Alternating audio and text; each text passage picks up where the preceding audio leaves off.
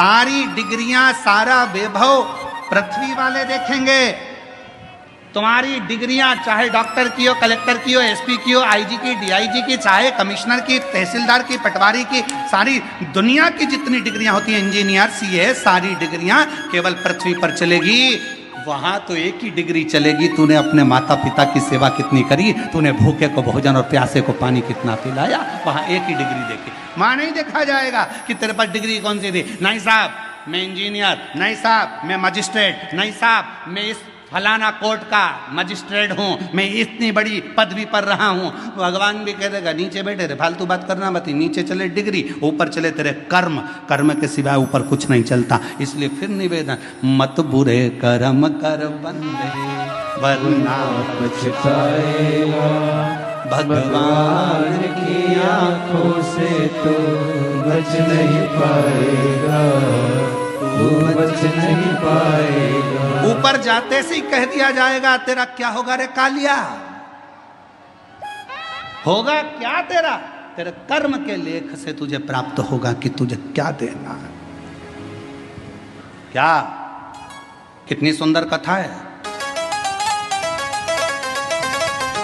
एक बहुत विद्वान महाराज जी मर गए, बहुत विद्वान, खूब प्रवचन देते थे, मर गए, ऊपर गए।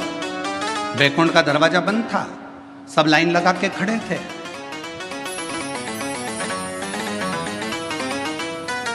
सवेरे वैकुंठ का दरवाजा खुलेगा जब सबको वैकुंठ में प्रवेश मिलेगा। वैकुंठ जाने की लाइन में महाराज जी भी खड़े थे। महाराज जी से आगे एक व्यक्ति और खड़ा था, टोपी लगाया था, जीन्स पहना था, थोड़ी थोड़ी जगह से फटी हुई थी, जोरदार जूते पहना था, चाबी का छल्ला घुमा रहा था। महाराज जी ने मन में सोचा कैसे कैसे लोग वैकुंठ आ जाते हैं, बता इनको वैकुंठ आना था, इनको तो नरक जाना था। सवेरे वैकुंठ का दरवाजा खुला, नाम लिया गया, आ जाओ साहब, आ जाओ साहब। चाबी का छल्ला वाला व्यक्ति आया, तुम कौन? मेरा नाम ये है। अच्छा, क्या करते थे? गाड़ी चलाता था, बस। अच्छा, एक काम करो, वैकुंठ में वो सामने एक जो महल बना है उसमें चले जाओ, चांदी का सिंहासन है, सोने का पलंग है, डनलप के गद्दे हैं, अप्सराएं आएंगी, आपको भोजन कराएंगी, पंखा झेलेंगी, सोने की थाली में आपको भोजन करना है। वाह वाह वाह, धन्य, इतना सुंदर वैकुंठ। पंडित जी ने सोचा, प्रवचन देने वाले महाराज ने सोचा, जब एक ड्राइवर को इतना अच्छा रूम मिल सकता है तो मुझे तो, मैं प्रवचन देता हूँ। आओ, तुम कौन?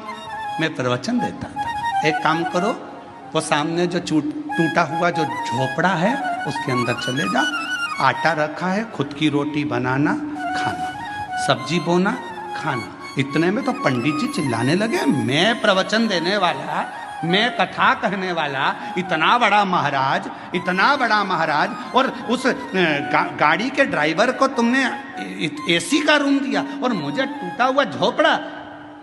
इतने में धर्मराज ने कहा, यहाँ पर न्याय चलता है। महाराज जी बोले, न्याय नहीं, यहाँ न्याय चलता है, पैसा चलता है, रिश्वत चलती है, तुमने उससे कुछ ले लिया होगा, यहाँ फालतू बात मत करो, यहाँ न्याय चलता है। तो न्याय कैसा?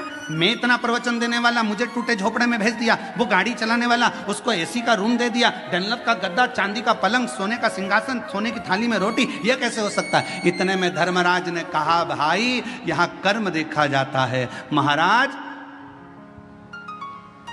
वो गाड़ी चलाता था, बस को चलाते चलाते बस इतनी तेज चलाता था कि अंदर जितने बैठे रहते थे सब हनुमान चालीसा पढ़ते थे। जय हनुमान ज्ञान गुण सागर, जय कपीसति लोक उजागर, रामदूत अतुलित बल राम, अंजनी पुत्र पवन सुत रामा, महावीर विक्रम बजरंगी। कांपते, राम नाम लेते, भगवान को पुकारते। इसलिए वो मरा तो उसको एसी का रूम मिला। महाराज तुम प्रवचन देते थे तो लोग दीवार से टिक टिक के सोते थे, इसलिए उसको वैकुंठ में एसी का रूम और तुमको टूटा झोपड़ा मिला। इतना कर्म का लेख देख। इसलिए मेरी जीजियों, मेरा ध्यान देना, तुम सो मत जाना। तुम सो गई तो सियोर वाला निपटा तो मालूम पड़े बेचारे को टूटा झोपड़ा मिले तो काम। तुम जागती रहना, और बोलो तो बीच बीच में चिल्लाना चालू करता हूं, जागते रहो। अरे हम तो बाबा के भरोसे चलते हम तो बाबा के